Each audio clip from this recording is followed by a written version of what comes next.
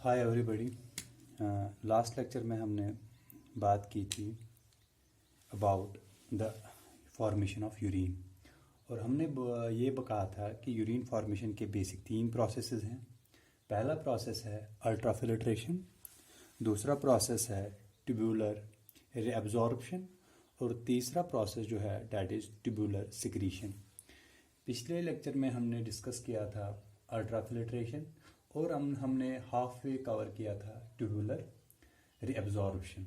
Tubular reabsorption क्या होता है? जो ट्यूब्यूल है, रिनल ट्यूब्यूल है, उसके जो पार्ट्स हैं, हर एक पार्ट में अलग अलग तरीके से फिल्ट्रेट से रीअब्जॉर्प्शन हो जाता है। हमने पिछले लेक्चर में जो ट्यूबुलर रीअब्जॉर्प्शन है, ट्यूबुलर रीअब्जॉर्प्शन पढ़ा था पीसीटी में और लूप ऑफ हेनली में। आज हम पढ़ने जा रहे हैं जो डिस्टल कन्वोल्यूटेड ट्यूब्यूल है, उसमें जो ट्यूबुलर रीअब्जॉर्प्शन है उसका मैकेनिज्म क्या है और कैसे रीअब्जॉर्प्शन होता है, जो रिनल फिल्ट्रेट होता है उससे रीअब्जॉर्प्शन कैसे होता है।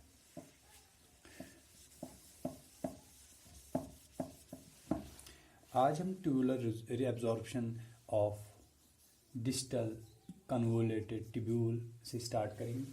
डिस्टल कन्वोल्यूटेड ट्यूब्यूल क्या है? एक्चुअली जो हमारा लूप ऑफ हेनली है उसके 2 लिम्ब्स होते हैं, असेंडिंग लिम्ब और डिसेंडिंग लिम्ब। और जो असेंडिंग लिम्ब है उसके ख़त्म होते ही एक हमारा दूसरा ट्यूबुलर स्ट्रक्चर स्टार्ट होता है। उस ट्यूबुलर स्ट्रक्चर को क्या बोलते हैं? Distal convoluted tubule. और जो हमारा डिस्टल कन्वोल्यूटेड ट्यूब्यूल है उसका जो वॉल है वो बना होता है सिंपल क्यूबॉइडल एपिथेलियम, ठीक है। और जो ही ये renal filtrate ascending limb of loop of Henley से पास होता है इनटू डिस्टल कन्वोल्यूटेड ट्यूब्यूल, यहाँ पे भी रीअब्जॉर्प्शन हो जाता है। लेकिन डीसीटी में जो रीअब्जॉर्प्शन ऑफ सबस्टेंसेस होता है that is somewhat different from other renal tubules. जो दूसरे रिनल ट्यूब्यूल के पार्ट हैं यहाँ पे भी वैसे ही रीअब्जॉर्प्शन होता है, लेकिन मैकेनिज्म थोड़ा डिफरेंट है। और वो मैकेनिज्म क्या है? जो डिस्टल कन्वोल्यूटेड ट्यूब्यूल है that is under the influence of 2 systems. पहला सिस्टम है ADH, एड्रिनल डायूरेटिक हार्मोन, जिसको हम वासोप्रेसिन भी बोलते हैं, और दूसरा है under the influence of aldosterone.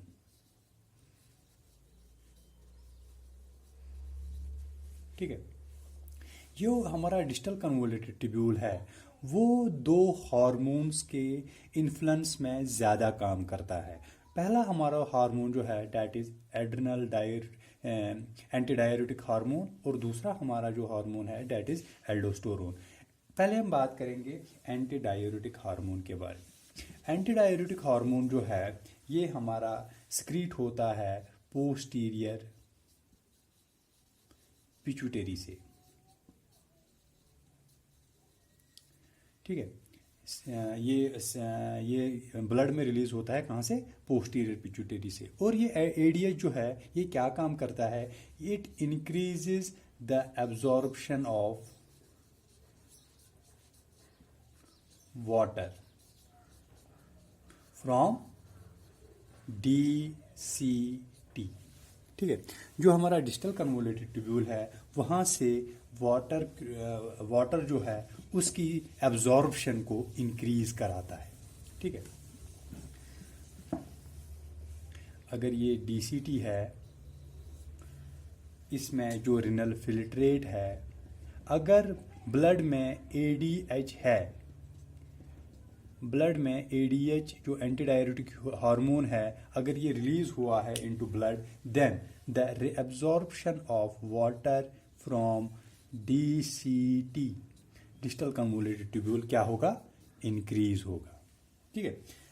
हमारा दूसरा हार्मोन भी इन्फ्लुएंस करता है डिस्टल कन्वोल्यूटेड ट्यूब्यूल को, और वो हार्मोन कौन सा है? That is aldosterone.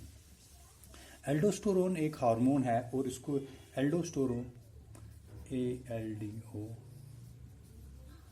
एल्डोस्टेरोन एक हार्मोन है और उसको रिलीज करता है हमारा एड्रिनल कॉर्टेक्स। ठीक है, इसका रिलीज होने का मैकेनिज्म हम थोड़ी देर में पढ़ेंगे, कैसे रिलीज होता है, कौन से फैक्टर्स होते हैं जो एल्डोस्टेरोन को रिलीज कराते हैं। लेकिन once this aldosterone is secreted by adrenal cortex, what it does, it increases the absorption of sodium ions from distal convoluted tubule. अगर एल्डोस्टेरोन रिलीज हुआ है ब्लड में तो वो क्या करेगा, वो एड्रिनल कॉर्टेक्स से वो DCT से सोडियम को ज़्यादा रिअब्जॉर्ब करेगा। ठीक है, यहाँ पे मैं फिर से थोड़ा सी ये अगर ये मान लीजिए DCT का पार्ट है, डिस्टल कन्वोलेटेड ट्यूब्यूल का पार्ट है, और यहाँ पे अंदर फिल्ट्रेट है। अगर ब्लड में एल्डोस्टेरोन रिलीज हुआ है तो फिर ये हार्मोन क्या कराएगा, ये रिअब्जॉर्ब कराएगा sodium positive ions from renal distal convoluted tubule into blood. ये सोडियम को बाहर निकालेगा रिनल फिल्ट्रेट से। ठीक है, अब इसके बाद जो ये पार्ट था डिस्टल कन्वोलेटेड ट्यूब्यूल, ये क्या काम करता है, ये रिअब्जॉर्ब करता है वाटर को भी और सोडियम को भी। ठीक है, बट ये ज़्यादा सोडियम को एब्जॉर्ब करेगा या ज़्यादा वाटर को एब्जॉर्ब करेगा, ये डिपेंड करता है कि इन्फ्लुएंस ज़्यादा एल्डोस्टेरोन का है या इन्फ्लुएंस ज़्यादा एंटीडायरेटिक हार्मोन का है। ठीक है, इसके बाद लास्ट वाला पार्ट जो है, जो यूरिन फॉर्मेशन में हमने पढ़ना है, that is the part concerning collecting duct. Last वाला जो पार्ट होता है जिसमें यूरिन फॉर्मेशन का लास्ट वाला फाइनलाइजेशन होता है कि यूरिन जहाँ पे फाइनल बनता है उसको हम बोलते हैं कलेक्टिंग डक्ट। ये नेफ्रॉन के बाद वाला पार्ट है जिसको हम बोलते हैं कलेक्टिंग डक्ट। ठीक है, कलेक्टिंग डक्ट जो है, जब फिल्ट्रेट डिस्टल कन्वोलेटेड ट्यूब्यूल से निकलता है वो एंटर होता है कहाँ पे, कलेक्टिंग डक्ट में। और वहाँ पे क्या होता है, पहला जो काम होता है वहाँ पे, पहला काम जो है that is increased reabsorption of water. पानी बहुत सारा जो है वो रिअब्जॉर्ब होता है और उसके साथ साथ जो है सोडियम आयंस जो हैं वो भी एब्जॉर्ब होते हैं, इंक्रीजडली एब्जॉर्ब्ड। ठीक है, अब ये जो दोनों प्रोसेसेस हैं, वाटर एब्जॉर्ब होना और सोडियम पॉजिटिव आयंस एब्जॉर्ब होना, ये दोनों यहाँ पे भी इन्फ्लुएंस के होते हैं। किसके इन्फ्लुएंस में होते हैं, या तो ADH एंटीडायरेटिक हार्मोन और दूसरा जो है हमारा एल्डोस्टेरोन। ठीक है, ये दोनों जो प्रोसेसेस हैं, ADH का पानी के साथ और एल्डोस्टेरोन का सोडियम पॉजिटिव के साथ, ये यहाँ पे भी वैसे ही काम करते हैं जैसे डिस्टल कन्वोलेटेड ट्यूब्यूल में होता था। ठीक है, अब जो ये यहाँ पे कलेक्टिंग डक्ट में ये फिल्ट्रेट पहुँचा, फिर चाहे इन्फ्लुएंस ज़्यादा हमारा ADH का हो या फिर एल्डोस्टेरोन का हो, जो फिर बचा हुआ फिल्ट्रेट कहाँ पे होता है, कलेक्टिंग डक्ट के अंदर होता है और वो फिर तकरीबन उसी को हम यूरिन कहते हैं। ठीक है, और लास्ट वाला जो प्रोसेस है यूरिन फॉर्मेशन का, दैट इज ट्यूब्यूलर सिक्रीशन।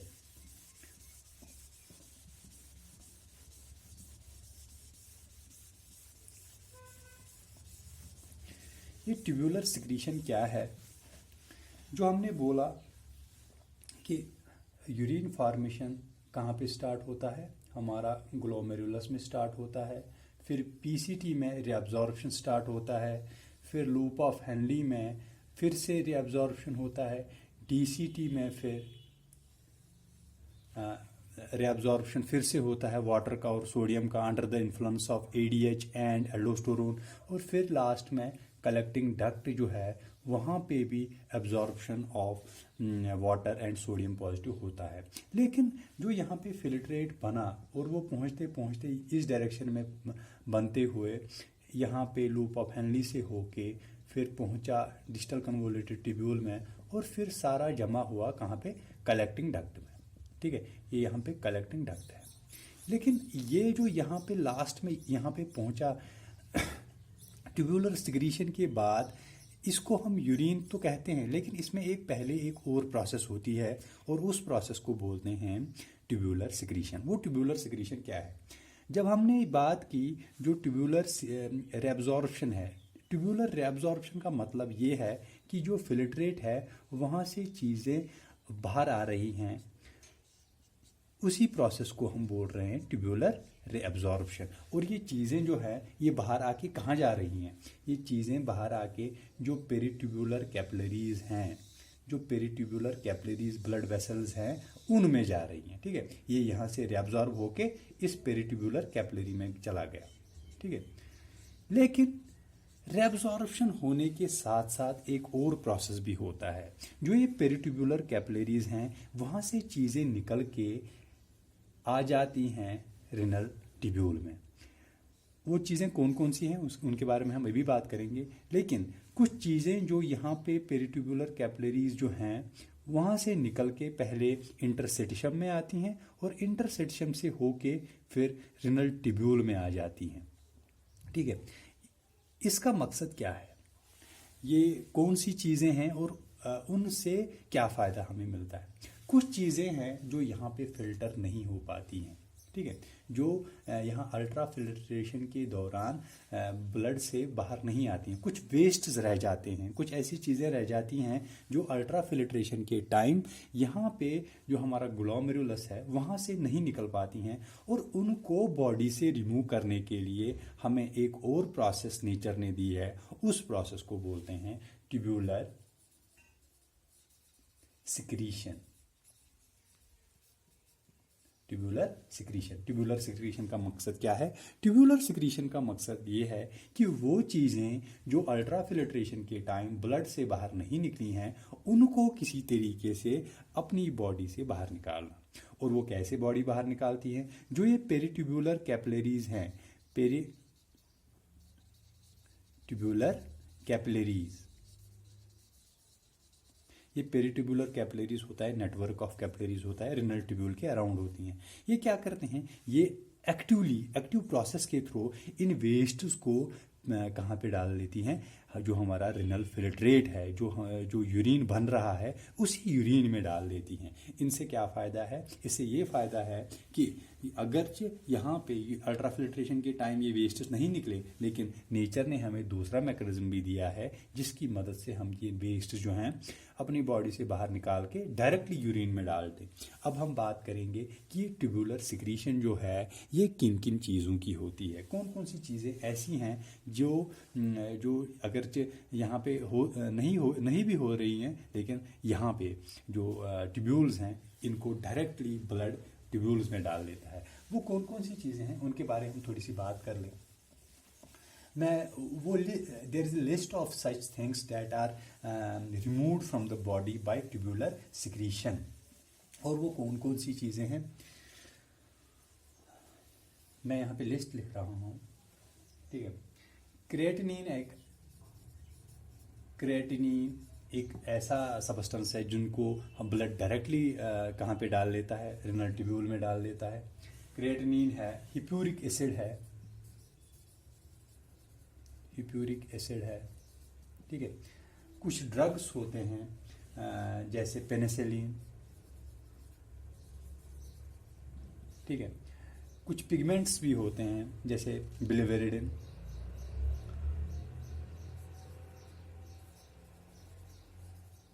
ठीक है, इसके साथ साथ कुछ और ड्रग्स भी होते हैं जिनको बॉडी डायरेक्टली ब्लड से निकाल के रिनल ट्यूब्यूल में डाल लेता है। अब ये सारी चीज़ें हैं ये कहाँ से आती हैं? क्रिएटिनिन मेटाबॉलिक, जो क्रिएटिन का मेटाबॉलिज्म होता है तो क्रिएटिनिन बनता है, हिप्यूरिक एसिड भी मान लीजिए लिवर में बनता रहता है during the metabolism of money proteins, ठीक है। पेनिसिलिन अगर ओरली या इंजेक्ट करके हमने ले लिया है तो बॉडी उसको रिमूव करती है बाय ट्यूबुलर सिक्रीशन।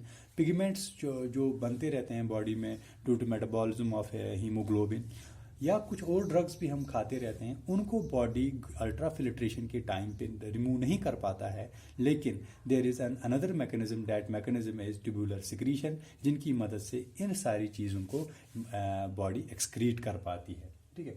लेकिन ऐसा नहीं है कि खाली यही चीज़ें ये ट्यूबुलर सिक्रीशन के टाइम रिमूव होती हैं। कुछ आयंस जैसे यूरिया है, यूरिया ले लीजिए, ठीक है, बाइकार्बोनेट है, सोडियम कभी कभी, पोटेशियम, ठीक है, ये सारी चीज़ें कभी कभी हम डायरेक्टली डाल सकते हैं। कहाँ पे? हमारा जो ये रिनल फिल्ट्रेट है उसमें डायरेक्टली डाल के हम बॉडी जो होम्योस्टैसिस है उसको मेंटेन कर पाते हैं, ठीक है। अब जब ये लास्ट में ये ट्यूबुलर सिक्रीशन, जब ये तीनों प्रोसेसेस अच्छे से होते हैं, पहला प्रोसेस क्या है हमारा? ग्लोमेरुलर अल्ट्रा फिल्ट्रेशन है, दूसरा प्रोसेस है हमारा ट्यूबुलर रेअब्जॉर्प्शन, और तीसरा प्रोसेस है हमारा ट्यूबुलर सिक्रीशन। जब ये तीनों प्रोसेसेस अच्छे से होते हैं और फिर जो बचा हुआ फिल्ट्रेट होता है हमारा कहाँ पे? कलेक्टिंग डक्ट में, वही जाके आगे जाके यूरिन बनाता है। जो तीन प्रोसेसेस हैं, अल्ट्रा फिल्ट्रेशन, दूसरा ट्यूबुलर रेअब्जॉर्प्शन, और तीसरा ट्यूबुलर सिक्रीशन, ठीक है। ये तीन प्रोसेसेस जब होते हैं, फिर जो फिल्ट्रेट लास्ट में बनता है कलेक्टिंग डक्ट में, वही यूरिन कहलाता है। अल्ट्रा फिल्ट्रेशन को मैं यहाँ पे समराइज करूँगा, ये वो प्रोसेस है जिससे ब्लड फिल्टर होता है ग्लोमेरुलस में।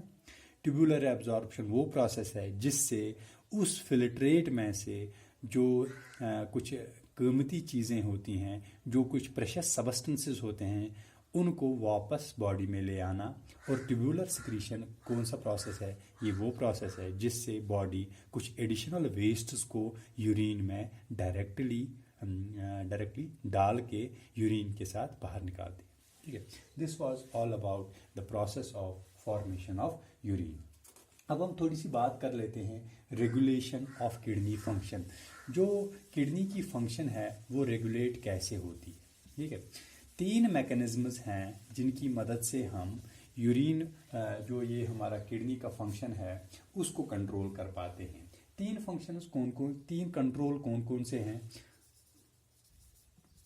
कंट्रोल ऑफ किडनी फंक्शन, ठीक है।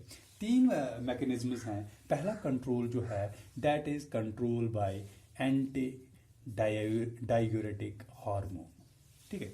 दूसरा कौन सा है?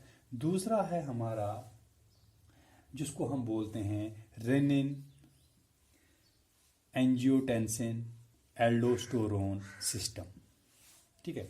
और तीसरा जो सिस्टम है हमारा उसको हम बोलते हैं एट्रियल नाइट्रियूरेटिक फैक्टर। ये तीन मैकेनिज्म्स जो हैं एंटीडायूरेटिक हार्मोन और renin aldosterone antidiuretic hormone system, ठीक है।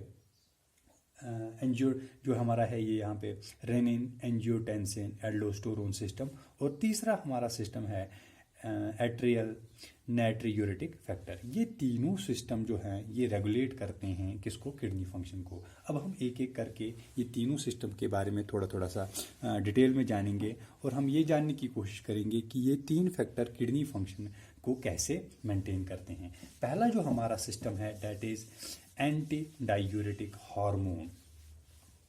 Anti diuretic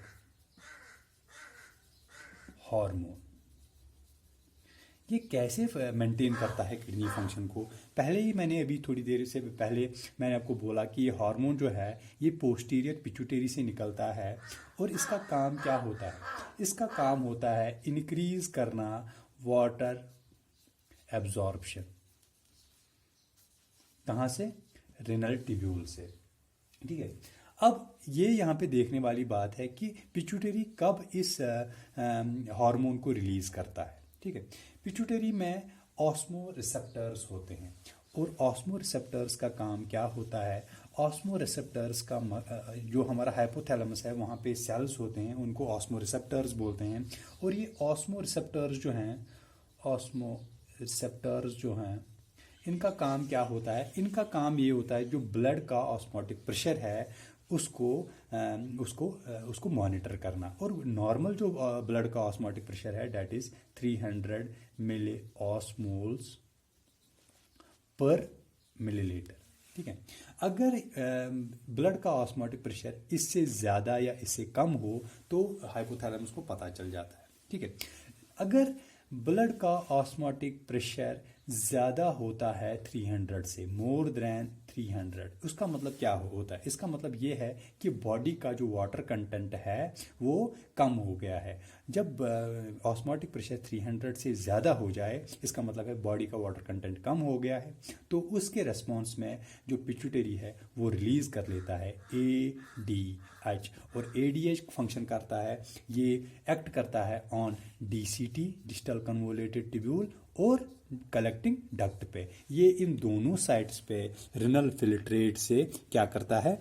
increased absorption of water करता है। This was about the एंटीडायूरेटिक hormone. और दूसरा सिस्टम मैंने क्या बोला कि किडनी फंक्शन को कौन रेगुलेट करता है? रास सिस्टम। और ये रास सिस्टम क्या है? रास सिस्टम जो है उसको हम बोलते हैं, दूसरा है RAAS। और रास सिस्टम को अगर इलाबरेट करें, this is renin, angiotensin, aldosterone system. ठीक है, इसमें तीन हमारे चीज़ें हैं, एक तो रेनिन है, एंजियोटेंसिन है और एल्डोस्टेरोन है। ठीक है, ये कैसे काम करता है? जो हमने इससे पहले पढ़ा था, मैंने किसी पिछले लेक्चर में आपको पढ़ाया था एक सिस्टम जिसको हम बोलते हैं जक्स्टाग्लोमेरुलर apparatus।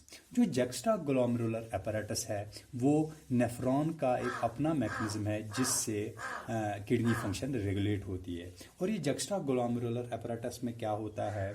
अगर ब्लड प्रेशर कम होता है या ब्लड वॉल्यूम कम होता है, जो हमारा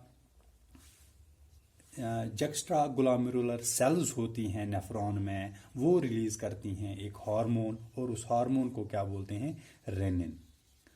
और रेनिन जो है, रेनिन कैसे फंक्शन करता है? जब रेनिन ब्लड में रिलीज होता है, रेनिन क्या काम करता है? रेनिन एंजियोटेंसिनोजिन को कन्वर्ट करता है एंजियोटेंसिन में, एंजियोटेंसिन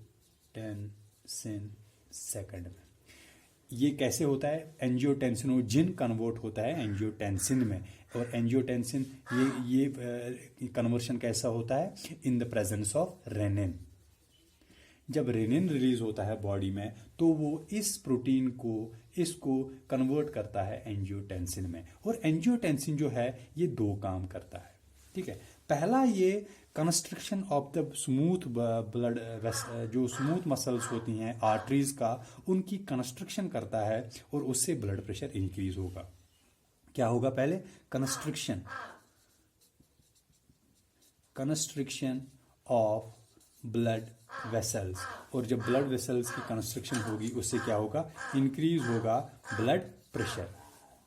ठीक है, और दूसरा काम ये क्या करेगा? ये रिलीज कराएगा एल्डोस्टेरोन। कहां से? एड्रिनल कॉर्टेक्स से।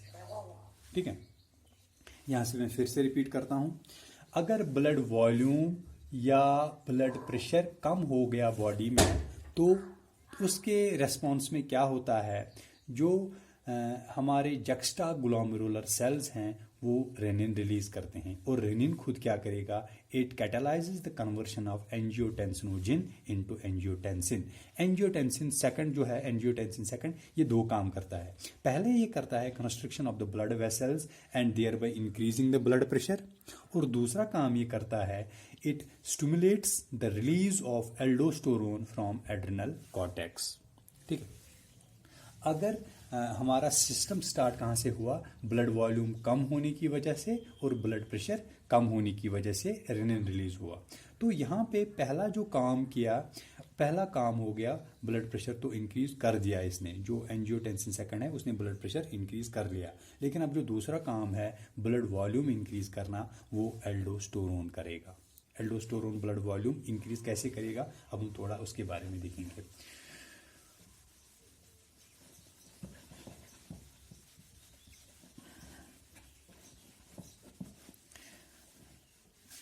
जो एल्डोस्टेरोन है वो कैसे काम करता है, ये इंक्रीज करता है sodium absorption from distal convoluted tubule and collecting duct. ठीक है. Once this sodium positive is increasedly absorbed, it does what, it increases the osmotic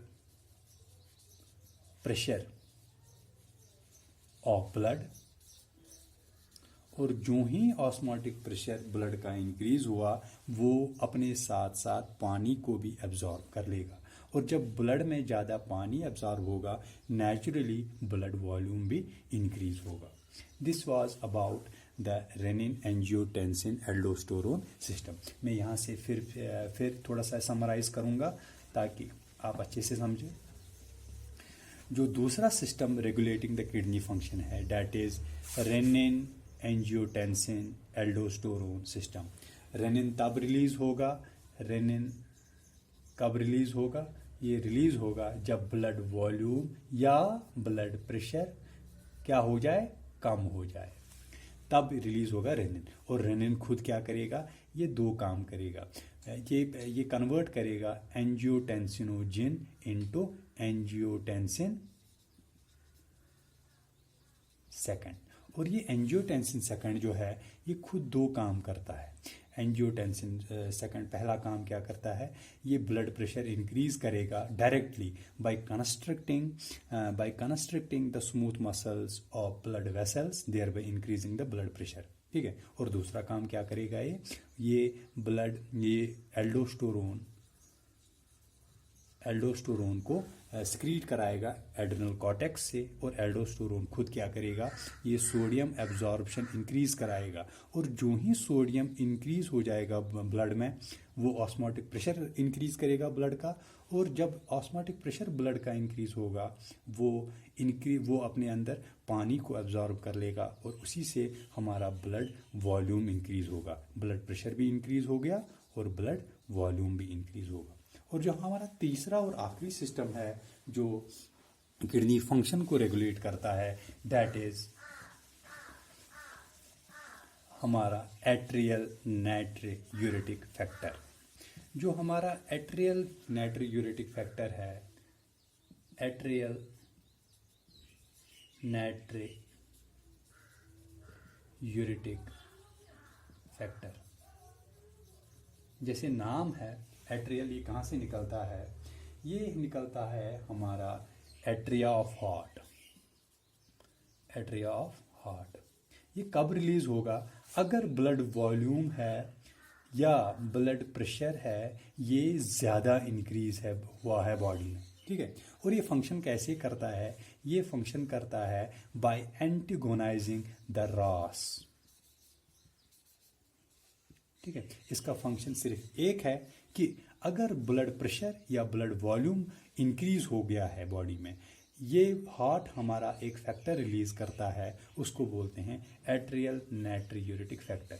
उससे क्या होता है, उससे जो सोडियम एब्जॉर्प्शन है बॉडी में वो कम होता है और यूरिन में ज़्यादा सोडियम एक्सक्रीट होता है. ये काम कैसे करता है, ये एंटागोनाइज करता है रेनिन एंजियोटेंसिन एल्डोस्टेरोन सिस्टम को. और जब ये सिस्टम बंद हो गया उसके रेस्पॉन्स में जो सोडियम है ये ज़्यादा एक्सक्रीट होता है बॉडी में, यूरिन में। और जो ही सोडियम ज़्यादा एक्सक्रीट हो गया, सोडियम अपने साथ साथ पानी को भी ले जाता है, because sodium exerts increased osmotic pressure.